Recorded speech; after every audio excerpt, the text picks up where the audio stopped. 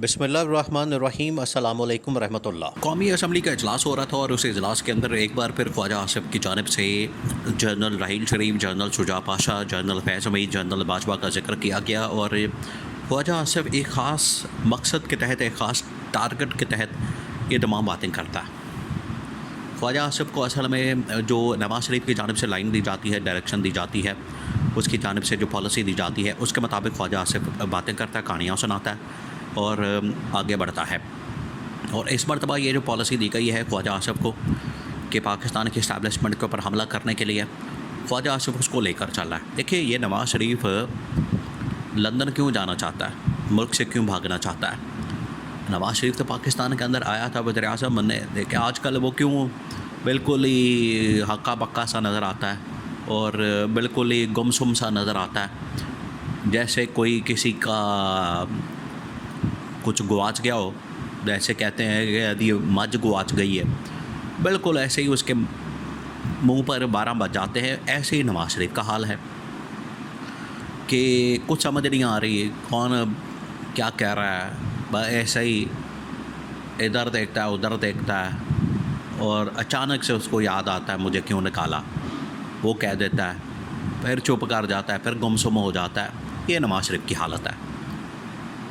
लेकिन उसके अंदर गुस्सा बहुत भरा हुआ है और वो गुस्सा इस्टेब्लिशमेंट के ऊपर कि अब ये ख्वाजा आसिफ को जो लाइन दी गई है वो सारी दी गई इस्टेब्लिशमेंट के ख़िलाफ़। नवाज़ शरीफ इसी वजह से भागना चाह रहा है पाकिस्तान से कि बाहर जाके लंदन के अंदर बैठकर वो ये हमला कर सके।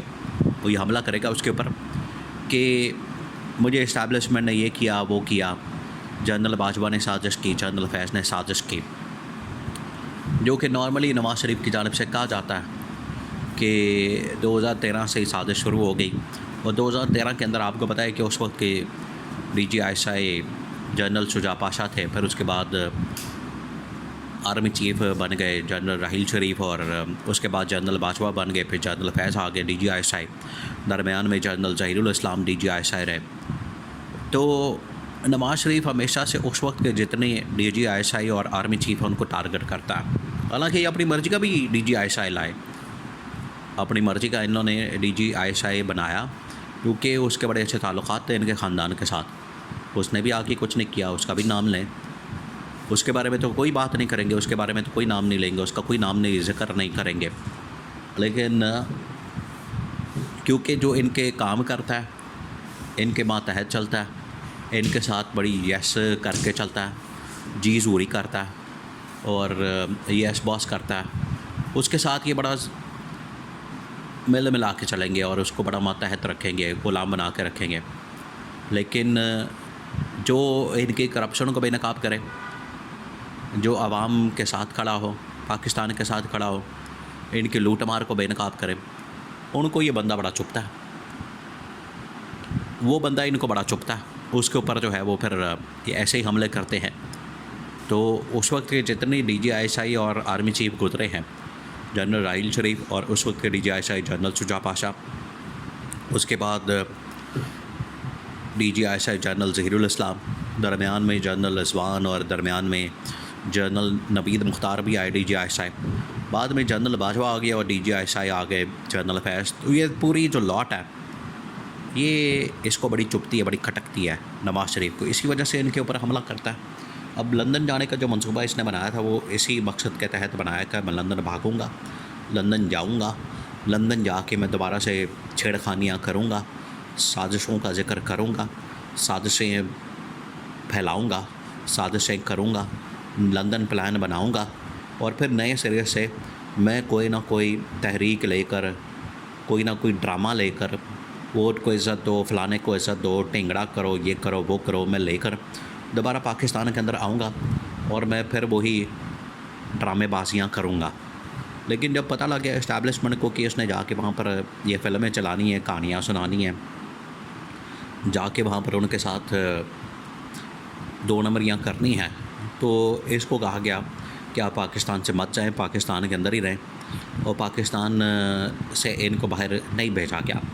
इमरान खान देखिए इनके बारे में पहले ही बात कर चुका था कि ये जितना शरीफ ख़ानदान है, जरदारी ख़ानदान है। आप मुझे कहते हैं कि इमरान खान बाहर भाग जाएगा, इमरान खान दौड़ जाएगा, इमरान खान निकल जाएगा, इमरान खान पाकिस्तान से जाने के लिए तैयार है, हुक्म करने के लिए तैयार है।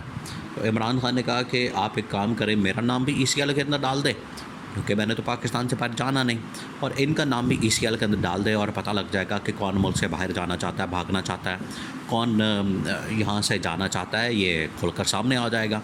तो इमरान खान ने बड़ा ज़बरदस्त मशवरा दिया, बड़ी ज़बरदस्त तजवीज़ दी।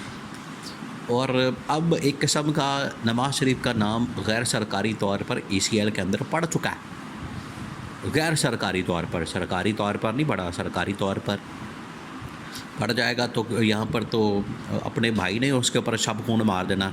वैसे तो उसने पीठ में छुरा घोंपा शहबाज शरीफ ने, लेकिन इस तरह से फिर नई बहस शुरू हो जाएगी।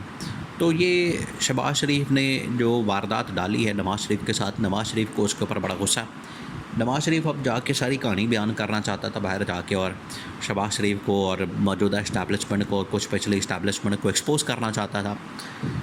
तो जब से इसका प्लान नाकाम हुआ है बाहर जाने का, और क्योंकि इसके अंदर भरा तो हुआ है काफ़ी ज़्यादा नको नक, इस लिहाज से कि इस्टेब्लिशमेंट के ऊपर मैंने हमला करना है, इसके जो पेट के अंदर मरोड़ उठ रहे हैं, जिन्ना खादियाँ गाजरां ढिड उन्हां दे पीड़। तो जब इसने गाजरें खाई हुई हैं, इसने मौज मस्तियाँ की हुई हैं, याशियाँ मारी हुई हैं, लुट मारा किया हुआ है, हलवा मांडा खाया हुआ है, इसने लंदन के फ्लैट्स बनाए हुए, जायदादें बनाई हुई, प्रॉपर्टियाँ बनाई हुई, बैंक बैलेंस बनाए हुए, ऑफशोर कंपनियां बनाई हुई, ये सब कुछ जब किया हुआ है, तो इनके लिए जब इनके ऊपर हाथ डाला जाएगा तो इनको तकलीफ़ होगी, इनको दर्द होगा, इनको मसला होगा। यही मसला इनके साथ चल रहा है। इमरान खान ने तो बता दिया था कि इनका नाम डालें ECL के अंदर, लेकिन ये अब ज़िक्र करते हैं जनरल शुजा पाशा, जनरल राहील शरीफ तो पहले कह चुके हैं कि इमरान खान की, अभी राहील शरीफ पिछले दिनों आए भी हुए थे जनरल आसिम के पास, उन्होंने दावत की थी, जनरल अशफाक परवेज़ कियानी और जनरल ये राहील शरीफ आए हुए थे GHQ के अंदर। तो नवाज़ शरीफ के पास तो नहीं आए अशफाक परवेज़ कियानी या जनरल राहील शरीफ, इनके मिलने के लिए कोई आता ही नहीं। उन्होंने तो बल्कि इमरान खान की रिहाई की बात की, उसकी आज़ादी की बात की, मुल्क के अंदर स्टेबिलिटी की बात की, मुल्क के अंदर जमहूरियत की बात की, मुल्क के अंदर हकीकी इंसानी हुकूक और जमहूरी हुकूक की बहाली की बात की। ये उनकी जानिब से कहा गया। तो इनको तो कोई घास डालने को तैयार नहीं, इनके साथ कोई बात करने को तैयार नहीं, इनकी तो बात सुनने को तैयार नहीं, कोई बैठने को तैयार नहीं। ये आपस में ही बस कल ही शेर बने हैं घर च। ये इनकी असल औकात है, ये इस वजह से इनकी जानिब से हमला करवाया जाता है। हमला करवाने का मकसद ये होता है इस्टेब्लिशमेंट के ऊपर प्रेशर डाला जाए, लेकिन जब इस्टेब्लिशमेंट ने चपेड़े मारने हैं फिर ये ठंडे होके बैठ जाएंगे।